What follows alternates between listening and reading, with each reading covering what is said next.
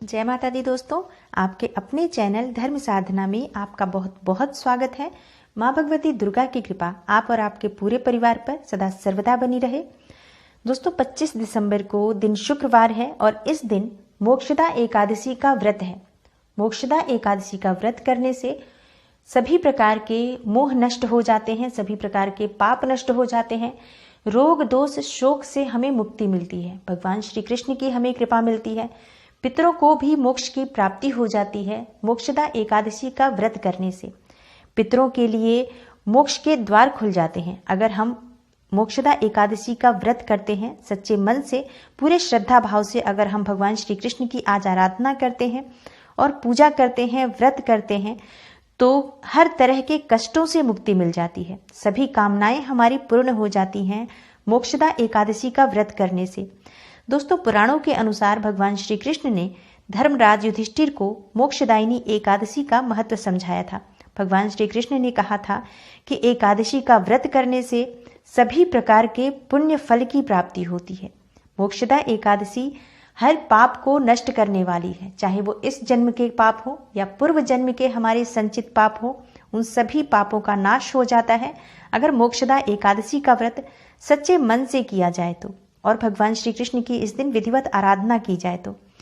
आज के दिन को मोक्षदा एकादशी इसलिए कहा जाता है क्योंकि आज ही के दिन भगवान श्री कृष्ण ने भी गीता का उपदेश दिया था अर्जुन को, जिसकी वजह से ही आज गीता जयंती भी मनाई जाती है। गीता एकादशी भी आज कहा जाता है इस एकादशी को। तो इस एकादशी के दिन हमें भगवत गीता का पाठ करना चाहिए, भगवत गीता की पुस्तक की पूजा विधिवत करनी चाहिए, और आज के दिन महर्षि वेद व्यास की भी पूजा विधिवत करनी चाहिए। इस तरह से हम पूर्ण रूप से सच्चे मन से श्रद्धा भाव से गीता जयंती यानी कि भगवत गीता की पूजा करें, भगवत गीता का पाठ करें, भगवान श्री कृष्ण की आराधना करें, तो इस व्रत का संपूर्ण फल हमें प्राप्त होता है और हमारे पितरों को उनके कर्म बंधन से मुक्ति मिलती है, उन्हें मोक्ष की प्राप्ति होती है। और जो भी मनुष्य इस व्रत को करता है सभी प्रकार के सांसारिक सुख भोग कर उसे विष्णु लोक की प्राप्ति होती है। दोस्तों आज की इस वीडियो में मैं आपसे शेयर करने वाली हूँ मोक्षदा एकादशी व्रत की पौराणिक कथा, जिसे सुनने मात्र से ही सभी प्रकार के पाप नष्ट हो जाते हैं, सभी प्रकार के दोष नष्ट हो जाते हैं। इस व्रत को करने समय जब हम इस कथा को सुनते हैं, पौराणिक कथा को सुनते हैं, तो इस कथा को सुनने मात्र से वाजपेय यज्ञ के समान पुण्य फल की प्राप्ति होती है। बहुत ही शुभ फल देने वाला होता है इस व्रत कथा का पठन या श्रवण। तो आज के दिन जब हम ये व्रत करते हैं, हमें सच्चे मन से इस कथा का श्रवण करना चाहिए या पाठ करना चाहिए। दोस्तों आज की वीडियो में मैं आपसे शेयर करने वाली हूँ एक बहुत ही विशेष उपाय, जिसे अगर आप आज के दिन करते हैं तो हर प्रकार की आपकी कामना पूर्ण होती है, पितरों की कृपा मिलती है, भगवान श्री हरि विष्णु की कृपा मिलती है, माँ लक्ष्मी की कृपा मिलती है, श्री कृष्ण की कृपा मिलती है। और आज के दिन अगर ये उपाय करते हैं धन धान्य में वृद्धि होती है, जो आर्थिक परेशानी है वो दूर होती है, हर प्रकार से बहुत ही शुभ फल देने वाला है ये उपाय। तो आज इस उपाय को अवश्य करें। पारण का शुभ समय क्या है, एकादशी तिथि कब शुरू हो रही है, कब समाप्त हो रही है, ये सभी बातें मैं आज की इस वीडियो में शेयर करने वाली हूँ। इसलिए दोस्तों वीडियो को पूरा ज़रूर देखें, और अगर आपको आज की वीडियो अच्छी लगे तो वीडियो को लाइक भी ज़रूर करें और वीडियो को ज़्यादा से ज़्यादा शेयर करें ताकि दूसरों तक भी इस वीडियो का लाभ पहुँचे। मोक्षदा एकादशी व्रत कथा। महाराज युधिष्ठिर ने कहा, हे भगवान, आप तीनों लोकों के स्वामी, सबको सुख देने वाले और जगत के पति हैं। मैं आपको नमस्कार करता हूँ। हे देव, आप सबके हितैषी हैं, अतः मेरे संशय को दूर कर मुझे बताइए कि मार्गशीर्ष एकादशी का क्या नाम है, उस दिन कौन से देवता का पूजन किया जाता है और उसकी क्या विधि है, कृपया मुझे बताएं। भक्त वत्सल भगवान श्री कृष्ण कहने लगे कि धर्मराज, तुमने बड़ा ही उत्तम प्रश्न किया है, इसके सुनने से तुम्हारा यश संसार में फैलेगा।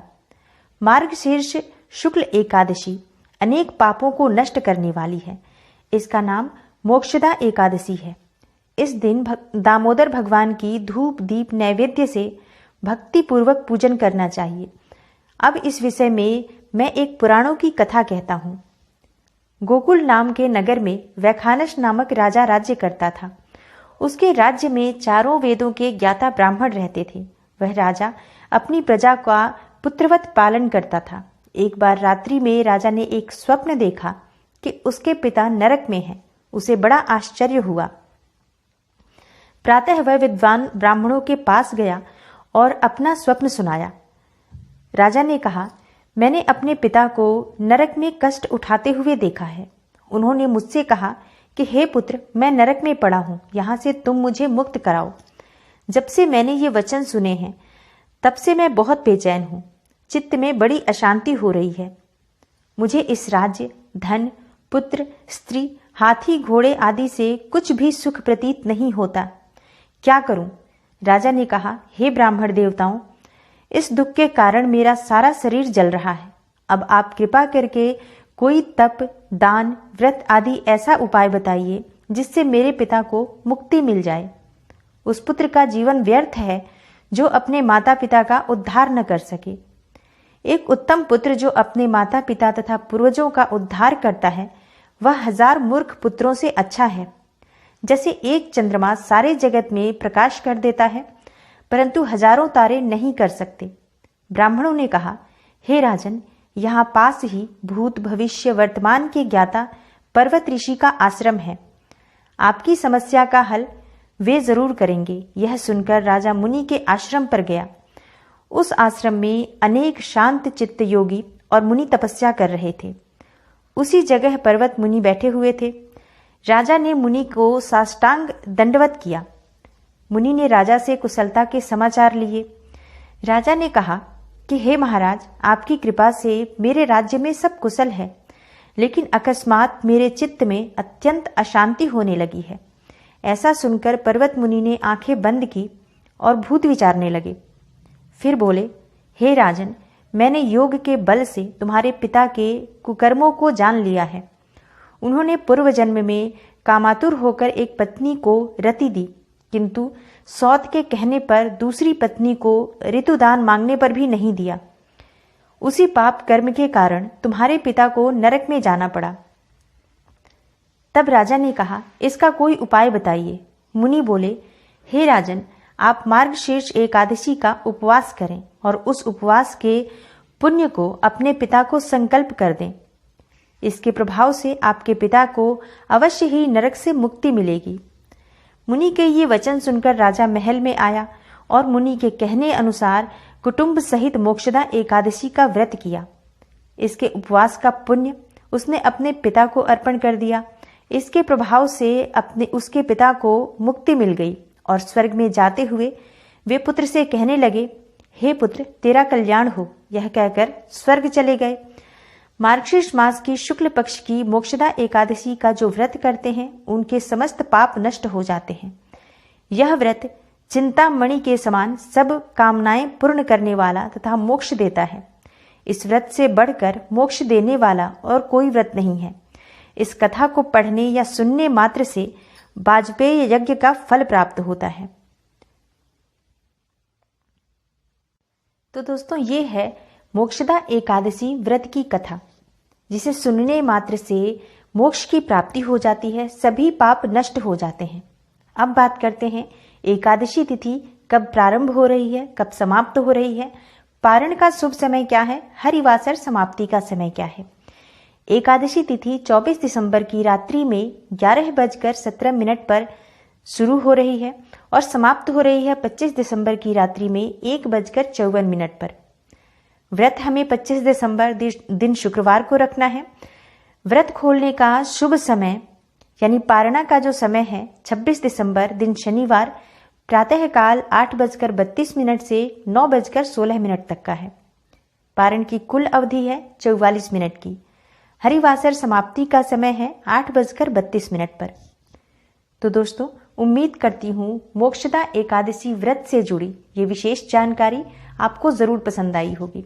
अब बात करते हैं आज के दिन हम कौन सा विशेष उपाय करें जिससे कि हमारे पूर्वजों की आत्मा को शांति मिले और जितने भी हमारे पाप कर्म हो या हमारे पूर्वजों को भी मोक्ष की प्राप्ति हो।